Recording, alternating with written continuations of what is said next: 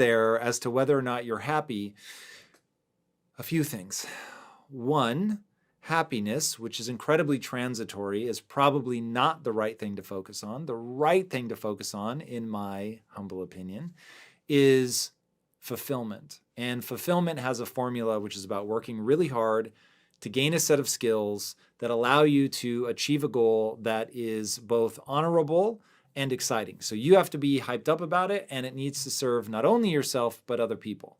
Now, that's a far more robust, resilient neurochemical state to pursue, and I should have said pursue a goal rather than attain it, because you may never attain it. But the pursuit of it ought to be the part that is leading you to fulfillment. So you're working really hard to gain a set of skills that allow you to serve not only yourself, but other people.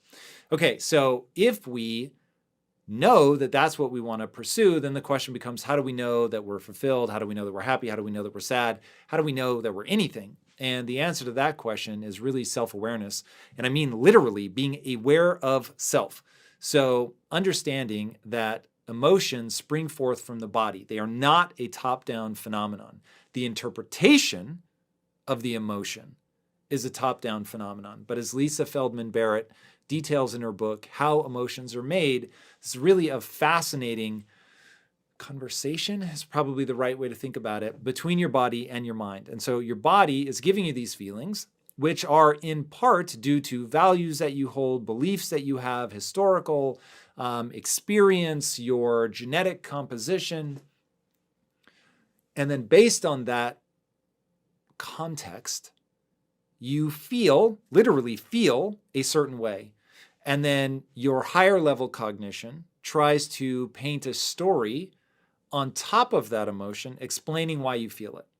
But the reality is it's being kicked up by your body, and whatever story you're telling yourself may or may not be accurate. But we believe the story all the time, and this is how people end up in these negative spirals. But you have to learn to interpret those signals from your body. That's the important part about assessing where you're at on an emotional playing field, is you really have to get good at interpreting those emotions. Now, there are two key factors in learning to interpret those emotions, and one of them is meditation. You need to get emotionally quiet enough. You need to get stress, anxiety, what I call background radiation, quiet enough that you can actually hear is not, I don't mean literally, but that you can begin to isolate a given feeling.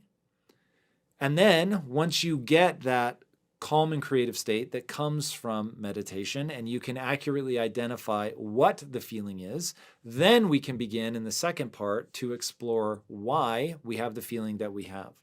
Now, once we want to do that, when we're in that space, journaling, I found, is the most helpful thing in the world.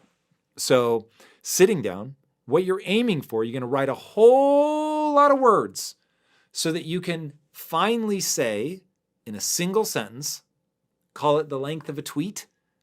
It's short, it's punchy, and when you write that sentence, you feel like a puzzle piece clicking into place because you have accurately identified why you feel the way that you feel. Now, reason I say that you're going to write a whole lot of words to get to that is you're going to be exploring the nuance, and you're going to get close, but it won't be quite right. And as you write the sentence, oh, I'm feeling this way because of this. And you'd be like, you know what? I'm close, but it doesn't feel like a puzzle piece clicking into place yet.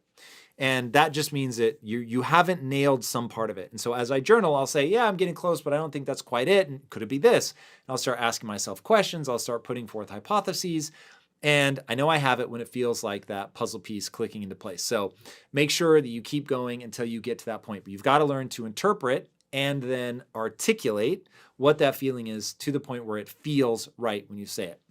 Now, the last part of your question, or I guess technically the first part of your question, was, what are some things you can do to effectively reflect on myself? And that speaks to that process that we were just walking through. So meditation and journaling, meditation and journaling.